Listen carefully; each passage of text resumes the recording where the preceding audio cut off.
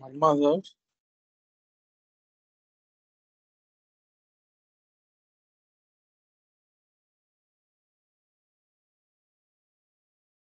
Good. Camila, can you please start the recording? Okay, it's there now. Yeah, it's the recording. Right. Yeah. Okay. Thank you. Again, hello everyone, and welcome to this session. Probably we call it now as a refresher. I don't know how many of you have seen the SSC before or attended the previous session. If it is the first time for you, please raise your hand.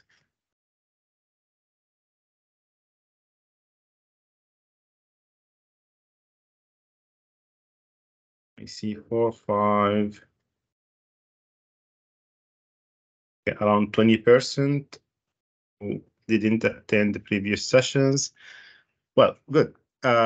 Just as a note for other colleagues who didn't attend the previous sessions, the recordings are available on the website, on the shelter severity classification page. You have all the recordings and all the materials there. Today, we will go quickly over the components of the SSC, and we'll try to keep the presentation short and open the floor for more discussions at the end of the session. So if you have questions, please put them in the chat while I'm presenting, and we'll come back later to them. Camila, if you can as well, just add the or put the link to the session or to the web page in the chat would be great, so other colleagues can have access to it. So basically, as you see in this slide, we have started in June doing some sessions online. SSC was launched in May. We had a short introduction, online introduction on the SSC and the main components of it. But in June, we had 3 main sessions, so 2 online and 1 during the coordination workshop. In the online sessions, we have gone through the components, the tools in details, the background of the SSC, the calculation tool with all the sheets in that Excel tool, and the shelter needs overview, as well as the dashboard templates that we have developed. All of these materials are available on the website, as I have said. Later in the coordination workshop, we had 1 session in which we have discussed different scenarios on how we can implement or the SSC in those scenarios, including whenever we have a MSNA or we don't have a MSNA, in onset of an emergency, or in protracted crisis and so on, conflict, as well as natural disaster crisis. What we are trying to do this month, actually, we have every couple of weeks, we have 1 session. So today we have 1 session, 23rd, we have another of this month, and on 7th of September, we have the 3rd session. In these sessions, we will try to focus on technical details. Today, we'll just give a bit of overview and go to some technical details, but in the other 2 sessions, we will focus more on technical details of the SSC. The sessions will be in English and in French. So you will have 1 session like this one in English. Later in the afternoon, we'll have a French session. So if you are a French speaker and you prefer to have the session in French, you can attend the other one in the afternoon. Invitations were sent earlier last month, and we can forward them if you need the French ones. Next slide, please. Again, a quick disclaimer, you will see some data in the tool or in the screenshots that we present. They are random data. They don't refer to anything. We use the admin levels of Somalia, but they don't refer to anything that happens in Somalia at the same time. All data were generated randomly using some random functions. Next, please. So back to SSC now. As we said previously, SSC is coming to improve the way we do our decision making. We have the evidence-based decision making. We have better advocacy, inform better donor and funding prioritization relationship, work more on prioritization and know where to in programmatic from pragmatic perspective. The objectives of the SSC as three main objectives. We need to have the shelter pain and severity for the HPC, as we all might know of this, to do a context analysis, and as well to identify all possible contributors of the shelter needs, severity, and potential impacts or possible impacts of the unmet shelter needs afterwards. Next, please. The ultimate objective or the ultimate output of the SSC is to have a shelter needs overview. You know that every year you are producing the chapter for the HNO, but what we are trying to do here is to have SSC as our product, as a institutional product for the shelter cluster. And out of this product, we can summarize maybe the chapter for the HNO, summarize or distill some briefing note for donors or other products that we might be needing or using during our response. But to have this shelter needs overview as a product is a must. Next, please. We have developed some templates for the SSC for own use. If you use the calculation tool as we have developed the template, you will be able to utilize this Power BI template. So you will have all the data analyzed for you, and you don't need to repeat that again or in every country or maybe year after year. So for this round of implementation, you will have the templates ready for your own use. You just need to populate the data, and we will see how we work with that later. Next, please. As well, we have some maps there in this Power BI. We have other pages or analysis that we have provided in the template. We didn't include everything in this presentation, but you can find them in the on the website. The Power BI file is available on the website along with the Excel sheet that it depends on. You just need to refresh or open it with your Power BI desktop to get access to those analysis that we have built there. Next, please. Next. Okay, so the analytical framework of the SSC again, just to get back to this, SSC is like consists three components, or has three components, main components. As you see in the brick color, the red color, the shelter needs and condition, and is divided into three pillars. We'll come back in the next slides to these three pillars. The blue part is more to understand the context, the shock, the events, vulnerabilities, and capacities at the community and household level, to have some context analysis at the macro level as well, to look at the other humanitarian needs and conditions at the community and the household level, and how they interact or affect the shelter needs and conditions. The third part is to look at the impact of the shelter conditions, and this will come later. For this first implementation, we will not see much of this, but if we implement SSC today, and with the response monitoring, like programming response monitoring for the coming months, we'll be able to see what would have been the impacts of the unmet shelter needs. And this will allow us to do some impact analysis moving forward. Next, please. In the SSC, we have adopted 5 severity phases from non-minimal up to catastrophic. And as you see in this slide, we have definition at household level and at area level. So basically, if you are using household level data, you are able to look at the household level definitions, and from there you can design your analysis grid and decide the severity of each pillar. We'll see how we'll do it. At area level, at the same time, we can do this in a way when we have area level data, or maybe reports, aggregated data, secondary data analysis, and so on. We'll see how we'll work with that as well. Next, please. Here, back to the 3 pillars of the shelter needs. As you have seen in the framework, we have 3 pillars.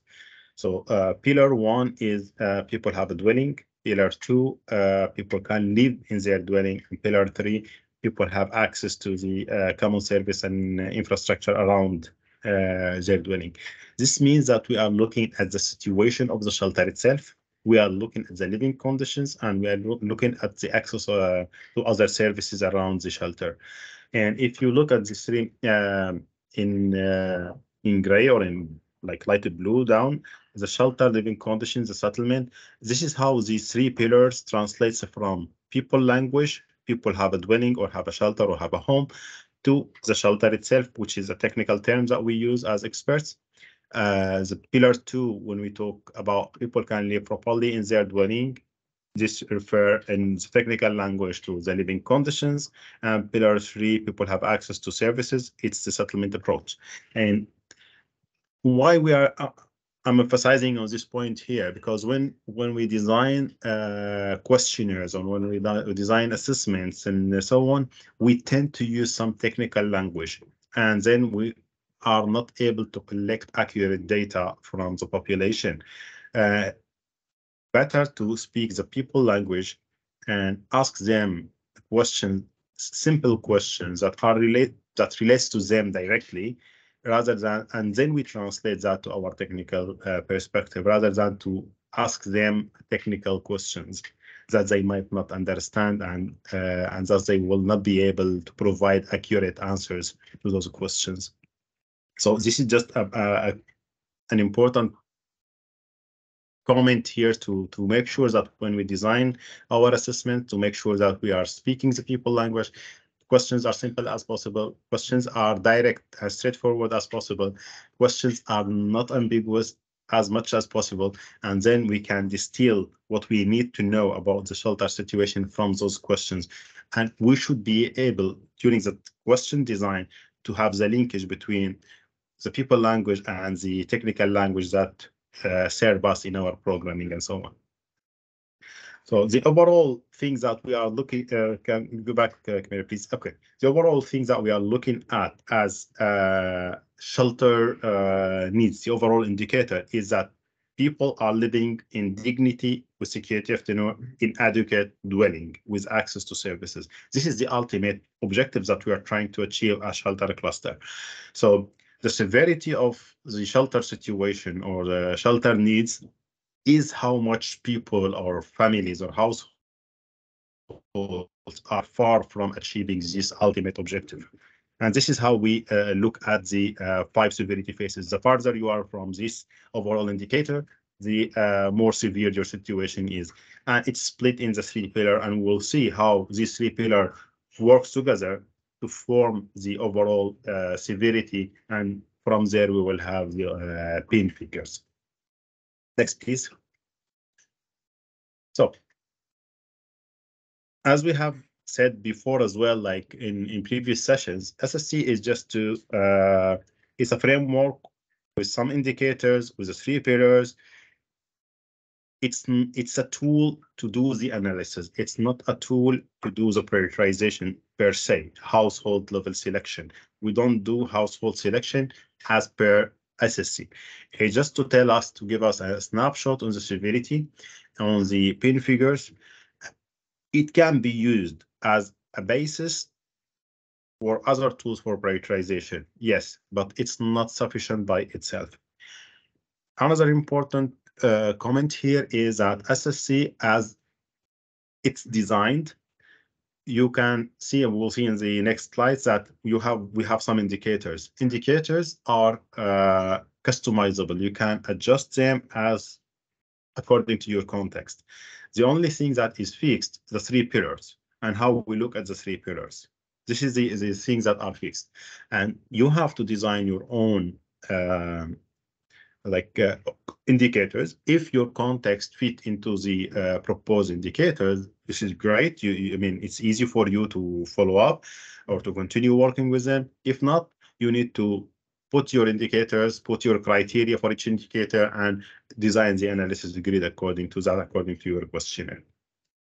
We will provide support for each country according to that, and not in this invitation not to panic. Actually, just we will be with you during this work and to provide as support as needed for each country bilaterally when you are designing the analysis grid and the calculations. Next, please. Implementation steps. So, like back during the year, for sure you have started looking at what information needs that you have. Maybe in some countries data collection has started or maybe just finished. Now we have to do the SSC analysis and we will focus on this part. But we will have to look at as well how to design the questionnaire and at the same time how to fill the analysis grid, because it is the time now to do it. Usually we should have done it before, but as it's the first round of implementation, we are going to look at it now as well to make sure that the analysis that we're producing is accurate and representing the reality as much as possible. And the last step is to design or produce the shelter needs overview with the timeline of your HPC cycle in the country. In a way that serves you to produce the HNO chapter and meet your commitments to the GF analysis or other type of analysis that's happening at the country level by producing the pin figure and the severity phases at the admin area or agreed upon admin area as the analysis unit in the country. Next, please. So just a quick snapshot here from the GF framework. As you see, in the countries, GF process maybe have started now, but I'm not sure if it's in all countries, and it's just like because GF2 was launched this year as well, so it's just in the first round of implementation. But make sure that you get all the analysis of GF for yourself. Because in GF analysis, we have the context analysis, we have the shocks, we have the impact at the population level and at the system level, and so on. So you have all of this analysis made ready for you. Make sure that you get it from OCHA. Make sure that you participate in those GF workshops so you can get that analysis and you are familiar with it. And you can utilize it to your own analysis at the shelter cluster level. In the block 2, in the sectoral needs, here we have the shelter needs, and here we refer in GF to the shelter pin figures and the shelter severity phases. This is all what's required from the shelter cluster. You have to provide the pin figures and severity phases with the methodology, with all documents that supports your analysis, the evidence that you have used to produce this analysis, like whatever data sets, etc., to the GF community so you can use it or defend your position there. This will produce the intersectoral needs analysis. This is nothing to worry about at this point, but just to see where the SSC can fit or can utilize whatever resources available in the GF for your analysis and how you feed into the GF as well. But make sure that you keep the SSC as a standalone product, not as part of the GF process. As we would like to have it as our like corporate product or institutional product for the shelter cluster. Next, please. Yeah, please go to next. Okay, so well, this is the kind of snapshot of the process. So we design the questionnaire, we fill the analysis grid, do the data collection, we format the data set, calculate severity score for each pillar. Then we determine the severity for each area based on the population groups and so on. Using the 20% rule, we'll talk about it. And then we calculate percentage of household under each severity phase. From there, we can calculate, or according to decision tree, we have the area level severity, and we can calculate the pin figures according to population and severities 3, 4, and 5. Finally, we have some adjustment using some evidence. So if you feel that the produced figures or produced severity doesn't reflect the reality, maybe there are some bias in the data and so on, you can adjust the figures according to some evidence and make sure to to have those evidence ready and well documented, and with some reference to reports, etc., to make sure that will help you to defend the position or the adjustment or justify the adjustment for your own partners, for GF community, for intersectoral community, for donors, and for others. So this is important to keep in mind that every document, every evidence that you use, categorize them according to the evidence list that you have it in the Excel sheet, and make sure to document everything and have references to the original document from which you have extracted the evidence. Next, please. So we have two main situations here: context with the MSNA and context without MSNA. In context with MSNA, it's easy. We have the questionnaire, and the questionnaire will be filled into the analysis grid. Decision tree is already designed, but you need to reflect on it and make sure that it reflects the reality of your context. And then the calculations will be done automatically in the calculation tool as it's designed now. For context without MSNA, you need to design your analysis grid according to the data that you have. And you design your indicators according to the data that you have. Here, we don't use household level data, we use area level data, and you make sure that the data that you distill from the reports, from every part of, information that you have, can be projected to percentages of household facing this issue or that issue.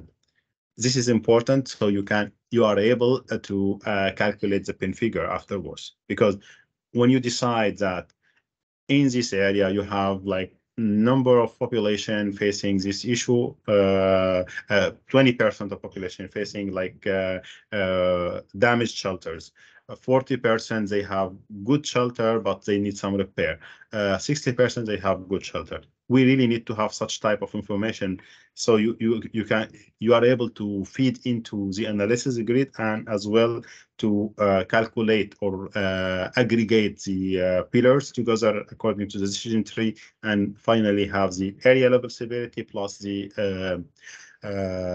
population in need figure.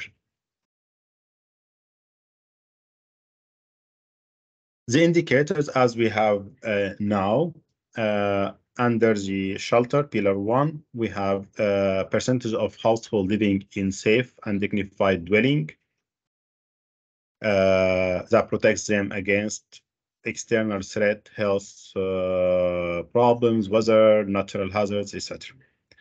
Under this indicator, we have 4 sub-indicators: level of safety and security provided by the shelter. Here we look at the defects, issues, damage, location, environment. So if you are, location, environment, here we refer mainly to if you are in a location close to, for instance, a flood-prone area, for example, or you are in a location close to a front line of a conflict, etc. So just to look at these elements here. Second indicator is level of privacy provided by the shelter. We look at the overcrowding, partitions, availability of toilets inside the shelter, for instance, availability of kitchen, proper sleeping places, living places, etc.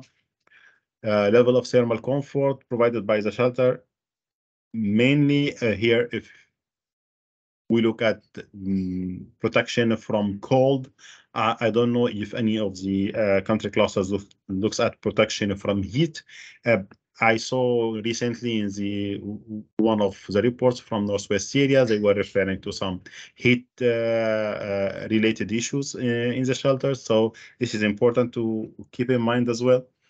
The fourth one is the level of security of tenure, just to make sure that people can live for a long time in the shelter that they are living in currently. These are the 4 indicators that are related to the shelter itself. For the living conditions, mainly we are looking at the functional domestic space.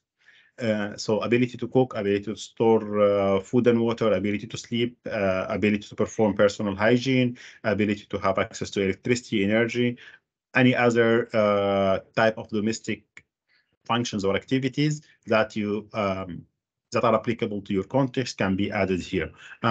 You need to have the data for those, either at the household level data or area level data.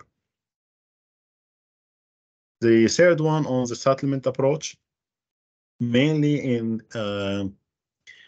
context with MSNA, these type of indicators will be covered by other clusters. So access to education, access to healthcare, access to electricity, to water and sanitation, to transportation, access to markets, etc. But in cases you don't have MSNA, the same way that we do the other pillars, we have to generate some data or maybe refer to the analysis done by other clusters and make sure that we can get or distill some information that are related to the shelter cluster. Not every data that, or maybe every information that are used by the other clusters. But here we are just really looking at the access to the common services and infrastructure around the shelter itself. Next, please. Hussein, we have a question from Matthew on, over to Matthew if you want to ask your question in the chat.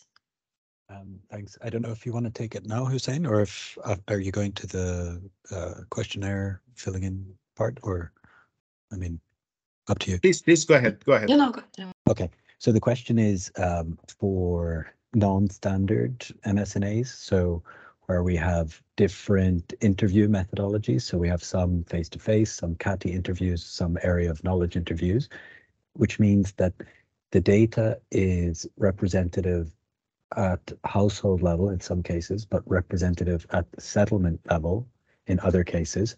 And also the geographic unit of analysis is different. So in some cases, we'll have representative data at for the oblast, in some, which is admin 1, some that will be admin 2, and then in some cases, a composite of different admin 2s grouped together. So I just wanted to hear what your thoughts would be for the next part when we fill in that group. Yeah, that's actually, this is a great situation actually, where we see where we have MSNA, non-MSNA, different type of assessments, different representation at the geographical level. So how we apply the SSC in that case? In every country, you have agreed upon analysis, unit of analysis, right? Whether it's admin 1, 2, 3. So whatever data levels that you have, if you have, like, let's take admin 2 as unit of analysis, you have an MSNA representative as the admin 3, for instance, you have to aggregate your data up to admin 2 and use it at the admin 2 level. So you just use the data from all admin 3s and put it as the admin 2. If you have reports at the oblast level, admin 1, you have to project your data to all admin 2s in that case. If you have, in one oblast, you have MSNA and the other oblast, you have reports or other type of data sets, just use them as such. So wherever you have MSNA, you use the MSNA data. You use the most accurate data that you have in each admin unit.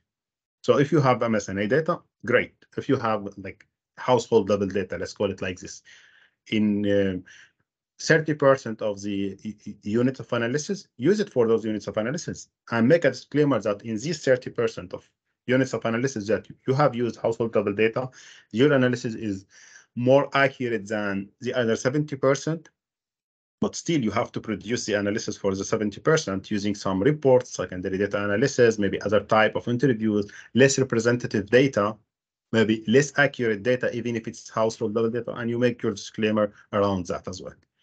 So we are not advocating to use the SSC, like, how to say this, at the same level for the whole country, and that you have to do a full household level data collection for the whole country. This is not possible. In 100% of the situations, this is not possible.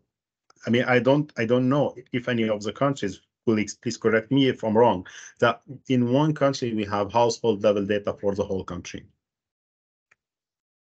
In that case, what we do, we continue to use the SSC, we continue to use the concepts that are provided here with the pillars, with the indicators, but the sources of the data are different. And we use the most accurate available data source for each admin unit, for each unit of analysis. We link the disclaimer there. We put a disclaimer saying that in this part of the country, we had accurate data, less accurate data in the other part, and we had maybe some expert judgment based on the our operations there to do the analysis in the third part of the country. This is what we have to do, but keeping our methodology will protect us in such case. If we have this similar methodology, if we have similar concept, similar how to say it, a streamlined process across all the country, this will allow us to defend our position, saying, look, we have used the same principles, same methodology, but according to the data availability, the accuracy of the analysis might differ, but still following the same concept and gives the same results. Thanks. Okay. So we will do some look at some demo here for the analysis grid for both. I see your hand, Ali. Just give me 1 second and I will give you the floor. We'll do look at the analysis grid for MSNA and for non-MSNA. Next slide, please.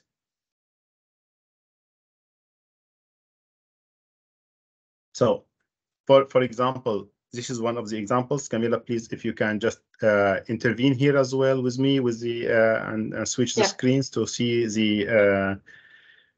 Meanwhile, Ali, please come forward if you would like. Thank you, Hussein. Just a question regarding the indicators. Should we follow the same indicators that you already presented, or it's based on the context? Maybe we can drop some of the indicators and add another indicators.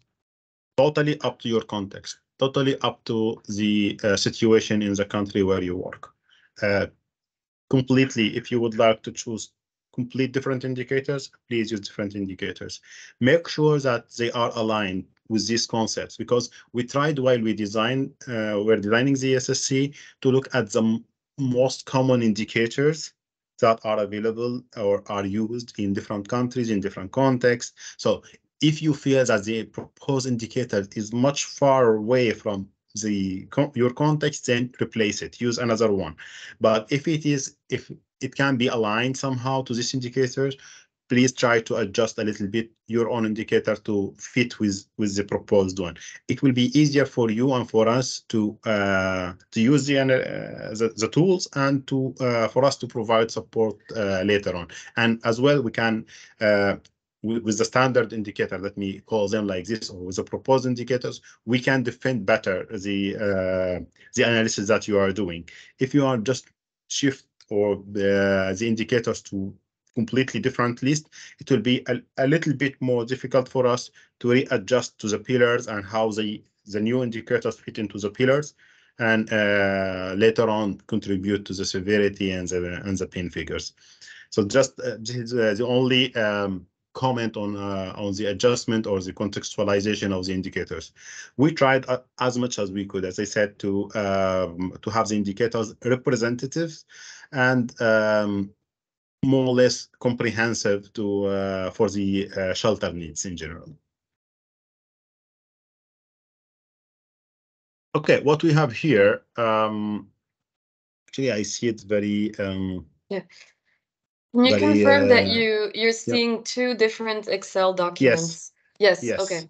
Yeah, we have the questionnaire on one side and the analysis grid on the other. Yeah. So if you look at the question, for instance, on the left side, I have one question in my MSNA saying, what is your type of shelter? What's the type of the shelter that you're living in? We have different options. These options might be relevant to your context, so you use all of them. Might not be, you change them as according to your context for sure. But in this case, what will happen? If I look at this question, I have a solid finished house, finished apartment, unfinished, collective shelter, tent, makeshift shelter, none sleeping in the open, don't know, prefer not to answer, etc. So what we have here, I mean, how we transform this question from the MSNA to the analysis grid.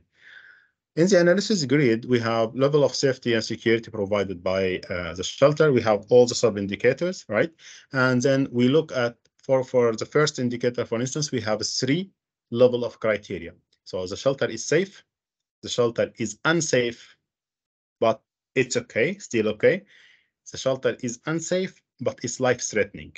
So, like, it's emergency case, it's catastrophe. How I transform this question into this analysis grid? For instance, shelter is safe, under shelter is safe. From the question 1, if you look at the column G, we have the question 1. So I have to fill out all the options where this question fits here. So if I'm living in a solid finished house or solid finished apartment, means that this is safe. If I'm living in the open, this is catastrophic. It's unsafe and life-threatening. If I'm living in a tent, collective shelter, makeshift shelter, it is safe, but it has some issues. So I have to fill all of these options from question 1 that fits into this indicator. If this question fits into other indicators, I have to put those information there as well down in the list.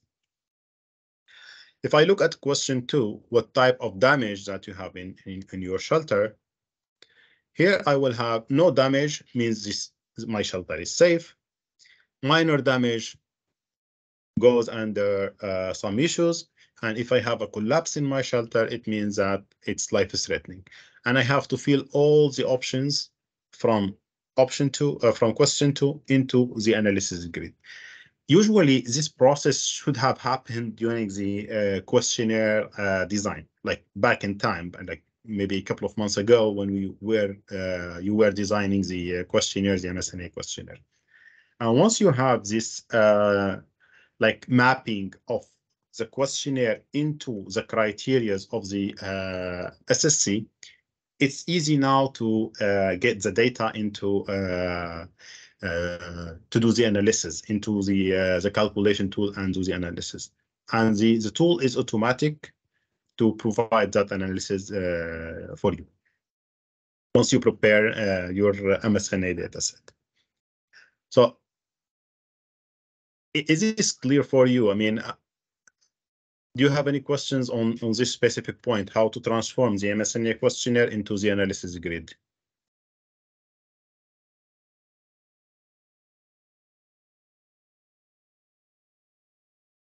Ali? Yeah. So this score is it related to the severity score or it's not related? The score. The score will be related to the severity. We will talk about it. So for each criteria, you have, like, for instance, if you scroll to the left, Camila, on the analysis grid.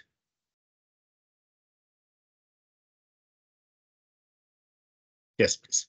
So for pillar 1, you will have a maximum of 5 in the score, right? So how this 5 will be generated? From indicator 1, indicator 2, 3, and 4, right? We have 4 indicators. From indicator 1, if you have a safe shelter, then you don't have any severity at that level. So it's 0.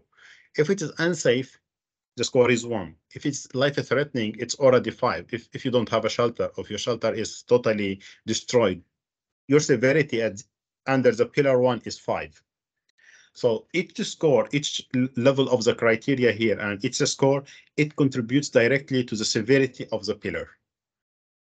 These scores are adjustable, and you can change them in according to your country. Make sure that they are like relevant and in line with the definitions of the severity phases. What does that mean? If you remember in the slides, we have the severity phases definitions at the household level and at area level. It means that, like, to have a 5 under the shelter conditions, it means your shelter is like in a catastrophic situation, either totally damaged or you don't have a shelter or etc. So you make sure that you don't generate a 5 under this pillar unless this is the situation. if you would like to adjust these scores. We try to have kind of, more or less reasonable scores here that with the data that we generated randomly, it was like more or less okay. But we would like to see if these scores are applicable as they are, or they need to be changed in the country with some real examples during the implementation of this year. This is really important to notice.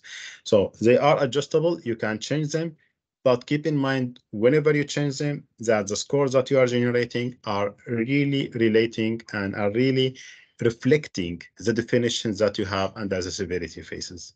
This is really important. Otherwise, you won't be able to defend your position in like towards other like audience, like in whether the interagency community, donor community, maybe partners as well, etc. So this is important to keep in mind while you are adjusting these scores. Any other comment on the analysis grid here? Maybe I will add just, we'll go into more detail on how to calculate the actual severity score in the technical sessions in the next weeks. But the idea here was really to show you how to think about the way in which you will translate the questionnaire into the analysis grid. Yeah, but I've put a couple of examples here just to show you then how it would work. So for example, in the yellow example, you score 0 for safety, 0.5. So you're in a shelter that is safe, but there's no privacy. It doesn't provide thermal comfort, and there's a medium risk of security of tenure. So you add these scores and you get a severity 2. In the pink example, it's the shelter is unsafe, there's no privacy, and it's overcrowded. It doesn't protect against rain and snow, and there's a high risk of lack of security of tenure, and that gives you a severity of 4. So that's the thinking behind it, the logic. So what you have to do here is think about how the different responses in the questionnaire will translate into these different criteria in the analysis grid. So it's a tool to help you think it through. Great. Thanks, Camila. Any other comment here from colleagues? I saw some messages coming in the chat. If anyone would like to come in on this.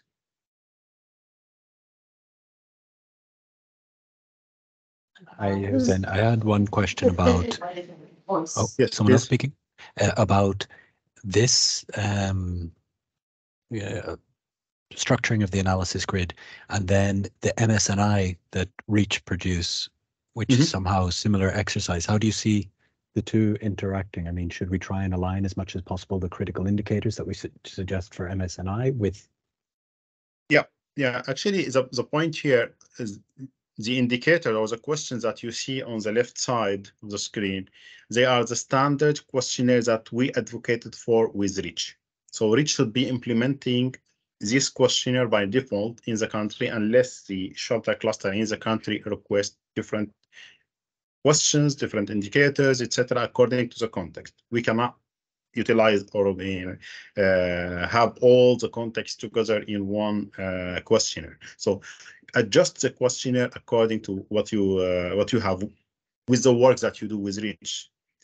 Second, this reflection to sub-indicators and criteria it really depends on the design of the questionnaire from one perspective and your understanding to the contributing factors to the shelter needs in your context. So if you say that you have these sub-indicators are not reflecting they don't fit to your context and you would like to have other indicators, you need to have these sub-indicators in the list as they are now in the proposed ones, and you need to have the questions that are related to these sub-indicators in your MSNA, and you have to advocate for them with Reach. And this is the work that you have to do with Reach, actually. So the question, it's not about the MSNA questionnaire itself, but from that, Reach are producing a multi-sector needs index with a living standards gap, where we select the critical indicators, which in some sense is the same as like no. Yeah, we don't now. I mean, previously, Rich was producing this index, was producing the critical indicators for the HNO analysis and so on. I think that was mainly because of the previous version of GF. Currently, Rich is not asked to produce that. I mean, if they do, it's their own business, but they cannot be the voice of the shelter cluster. We have to be the voice of ourselves. We have to advocate for the shelter needs as we see them according to the SSC, not as Rich sees them, because we are the expert of the shelter, not them. They are experts in data collection analysis. That's good, but their mission or their role ends at that level. To distill the understanding of the shelter needs and how they are interacting with each other and what contributing factors to the shelter needs, it's up to us to decide on that. And this is what we really need to define with the definition of the indicators of each pillar, indicators, sub-indicators, and criteria. And this is important to be defined by each country at the beginning of the year. Probably this will be applicable for many years, because the situation doesn't change, because it's a protracted crisis, but probably because the crisis is recurring in the same way. But these three columns, indicator, sub-indicator, criteria, maybe with the score and calculation could be adjusted, but the three columns should be more or less kind of static as for understanding of the shelter needs in the context. Afterwards, what type of data? I mean, here we have the MSNA. Based on that, based on this MSNA questionnaire, we can transform it into analysis grid and do our calculation afterwards based on that. If we don't have MSNA, we will see what type of data that we will use and how we transform it into the analysis grid. I hope that answers your question, Matthew. Great. If there's nothing else, can we move on, Camila? Yeah. Maybe just a word on the analysis grids in the case where you don't have the MSNA, so where you don't have this sort of questionnaire that's where you put the responses based on the survey. You would do exactly the same thing, the same approach, except that instead of calculating the score at household, you're calculating directly at area level.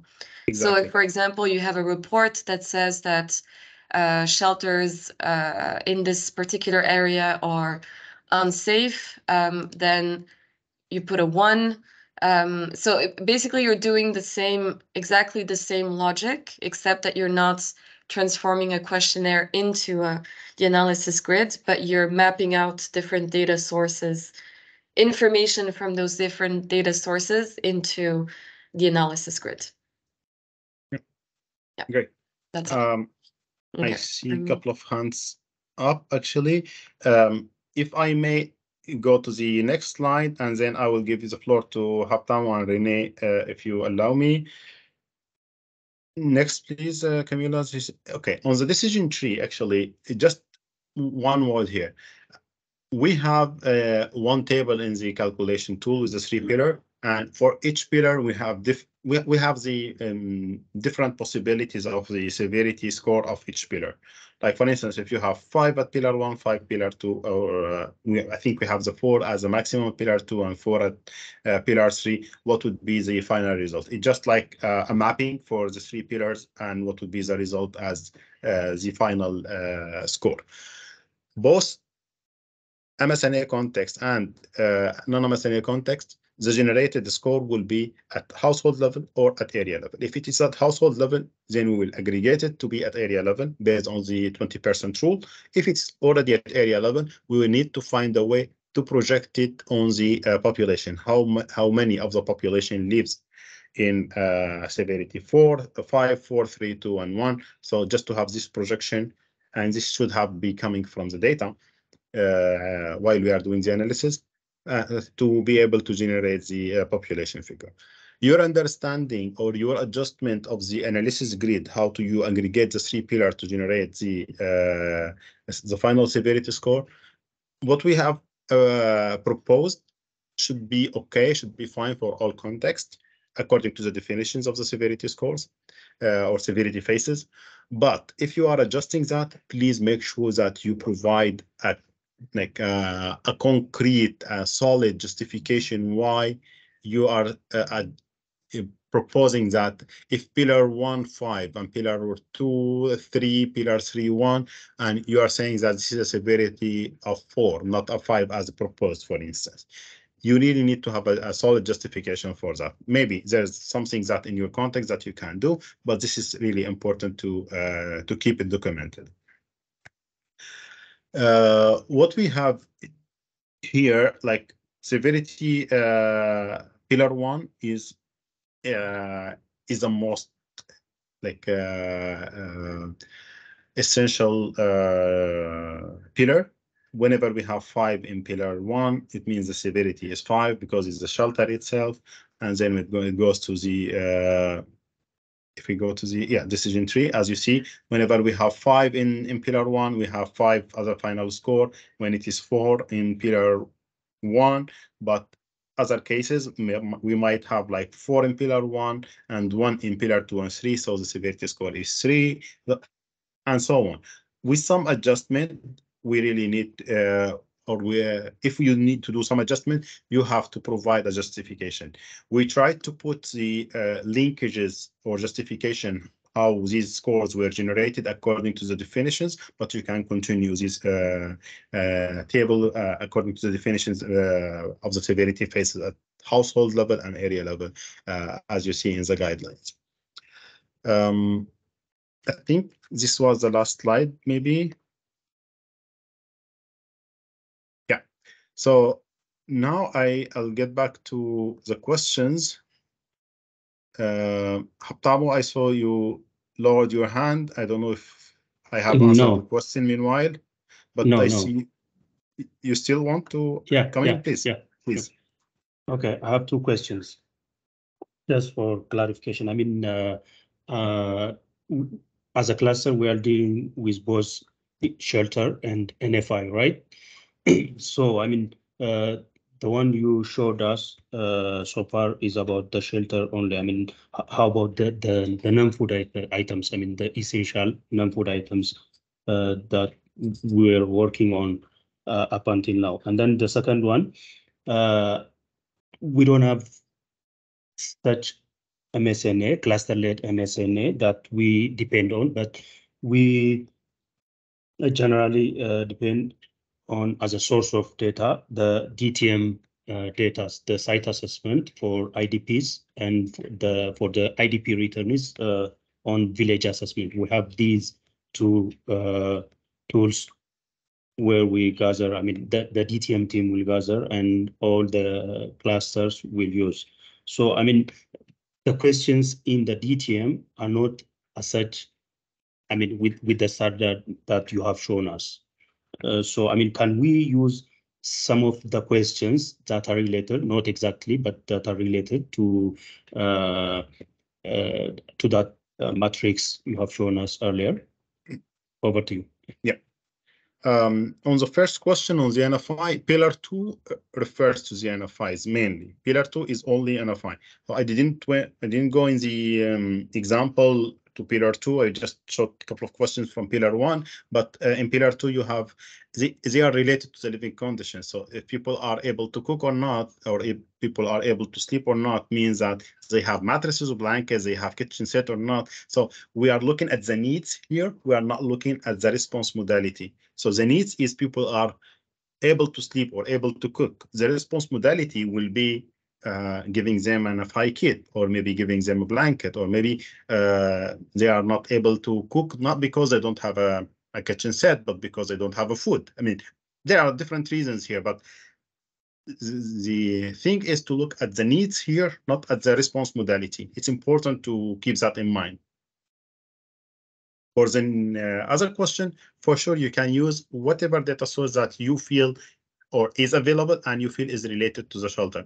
You just need to translate those like whatever questions are in the DTM matrix, you can just translate them to fit into the 3 pillars. Whatever questions are describing the shelter conditions or the living conditions or the access to services. I don't know what's in that matrix per se. We try to work with rich on the MSNA because this is something that we feel it's more common. But when it comes to the DTM matrix, maybe in future we can work with IOM on the DTM matrix to see how we can translate that, and maybe we can utilize or produce another version of the calculation tool if the main source of the data is the DTM matrix, to see how it will be reflected into the analysis grid. But we'll look forward to have your example with the DTM matrix, and maybe it can be utilized as a best practice, and we can work on it from there. Renee, over to you. Yes, I just wanted to give feedback onto the scoring, and yes, I think that it's much easier if you have one score for each choice, especially in poor resource context. So here in Cameroon, that's what we do. We have one scoring option for each answer, and we're running that in 3 different ways. Yeah. Yes, we're running that in 3 different ways, and very successfully, and it takes us very quickly to do the analysis. Right. And it's done that way. Perfect. Yeah, Camila, if you can share the analysis grid again. Thanks, Serena, on this. Really important as well to see it from this perspective. Yep.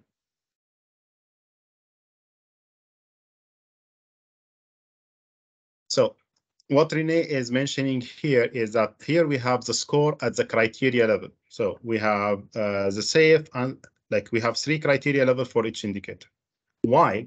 According to the questionnaire, we have different options. So we can like break down this score into the question 1, question 2, question 3. So you have a score for each question, but make sure that when you that for each indicator, you might have different questions contributing to that indicator, and then the calculation will be a bit like more, maybe more complex. But when you aggregate all of these scores, make sure that you are still with your generated score to reflect the severity score level. It's up to you. If it's more like easier for you to work at the option level and give a score at the option, so you use the options as criteria level, that's fine. You can use that. You can do that. But if you feel that the criteria level is easier for you, depends. In the calculation tools that we have in the template that we have proposed, we use the criteria level. If you can go to the household level severity sheet, Camila, please. Yeah. So here we have, as you see, we have in the columns from K to V, we have all the criteria of the pillar 1, and so on for each pillar, and the scores are there in row 5. And in the cells, we have the formulas that aggregates all the data and do all the if then else from the household level data set to generate or to decide if this household of this row, for instance, have no privacy or has privacy. So the score will be 0.5 under privacy or 0. And then we sum up all under each pillar, and according to the decision tree, we have the household level severity score for the 3 pillars. If you are using it under the option level, you will have it in the household level data set. Previous sheet, please. So you will have the scores here, like here. We have different according to the from column I, J, K, you will have the scores here, and you will have the calculation done here as well according to your scores, and then you aggregate for each pillar according to the design of your analysis grid. Both works well. Whatever works easier or is easier for you, please follow it. And I mean, the only concern that we have here, actually, I mean, for the SSC implementation, is to keep the thinking of the 3 pillars. This is the most important thing. The way you generate this analysis is up to you. I mean, whatever is easier for you. If you are using this calculation tool or another calculation tool, up to you. You adjust the indicators, up to you.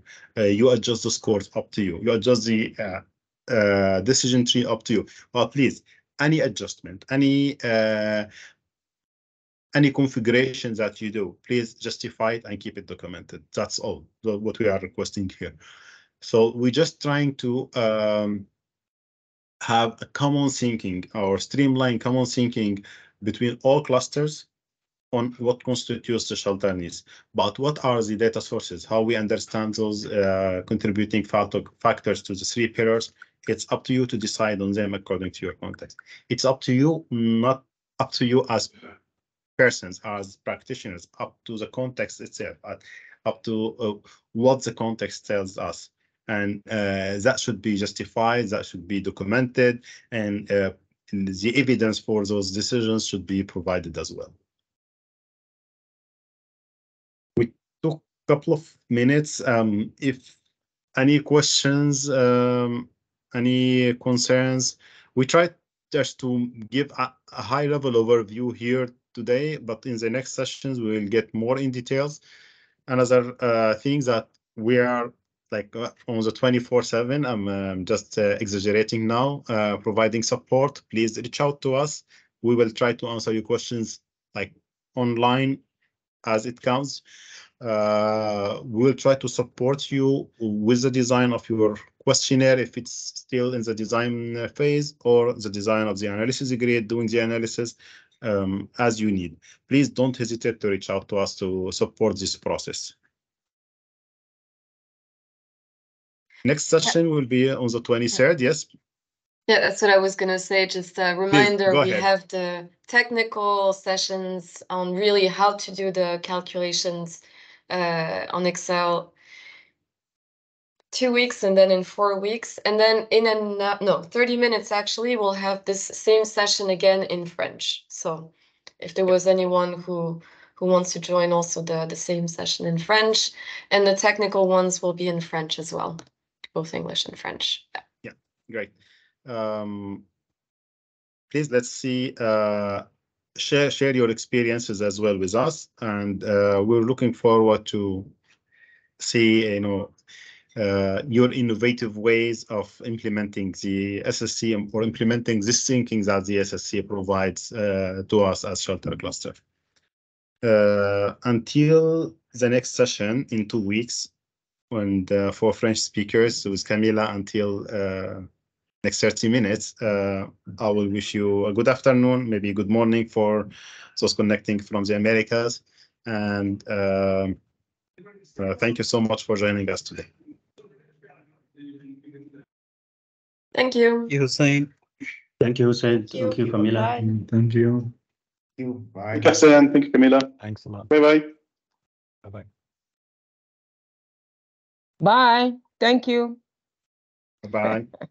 Masalama. Masalama, Marta. Bye-bye. Bye, Francisco.